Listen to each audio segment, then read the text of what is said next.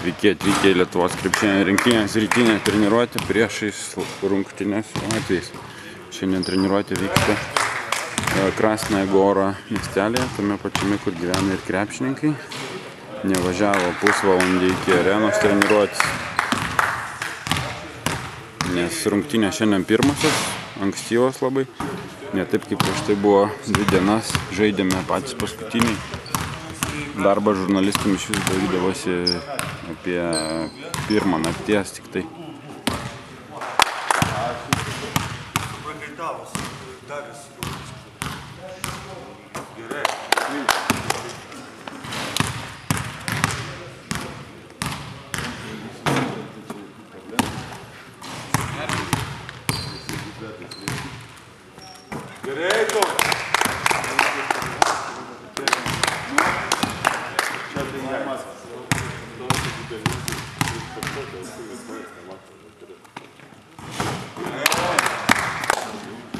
Gerai, bro.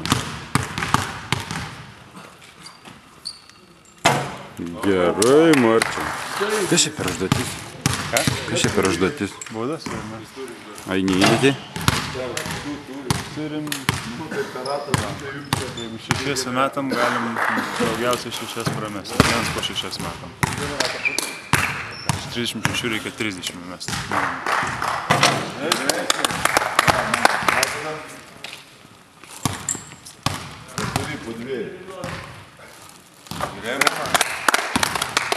Man tai mes leidžiam mesti techninį, tai didesnio pasitikėjimo nieko negalime.